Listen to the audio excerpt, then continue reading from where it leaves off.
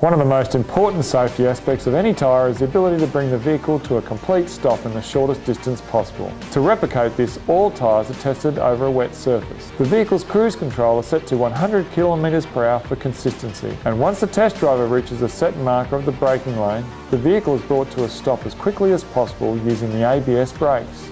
Each tyre is put through a series of 6 runs and then measured to determine the average braking distance.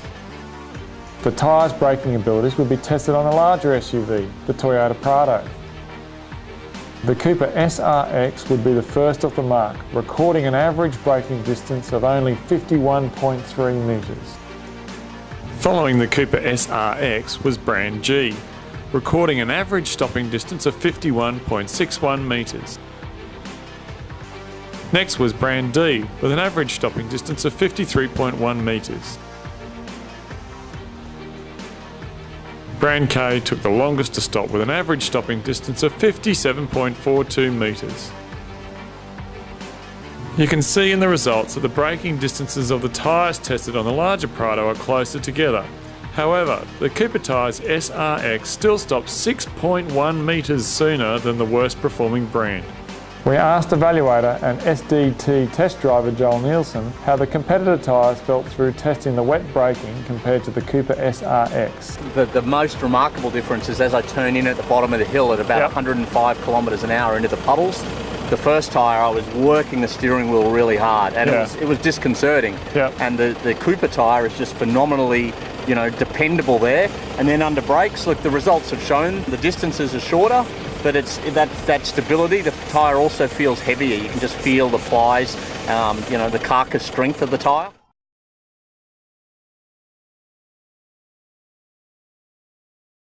The test driver evaluated the difference in handling characteristics when driving the vehicle through the obstacle evasion course at 70 km/h. In a real-world situation, this test replicates if you were to swerve to avoid multiple obstacles and then drastically return back into your lane. This test is conducted to evaluate how the tyres respond to the driver's input. Next was the Cooper SRX on the larger Toyota Prado. Again, the test driver was able to keep the vehicle composed and in control through the entire course. Brand D was able to hold out through the majority of the course, but unable to negotiate the second last marker.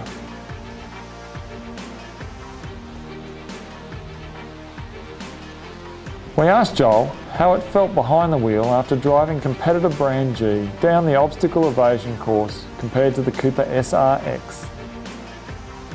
Mate, I was nervous, heart in the mouth down through there because we've turned off all the stability and traction control. I don't want to roll this vehicle, and we were getting it close to lifting a wheel up off the ground. So I was nervous, I was apprehensive. So what do you think that's going to mean for the end consumer out there who's driving every day? It's at that sudden emergency, the sudden steering input, the swerve for the kangaroo, the dodge the pothole, that one turns and one doesn't go where you think it's going to go. So the Cooper tyre hung on and this one's not.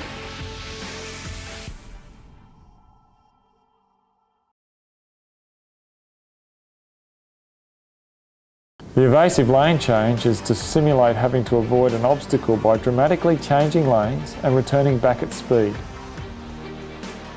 Now in the Toyota Prado on the Cooper SRX.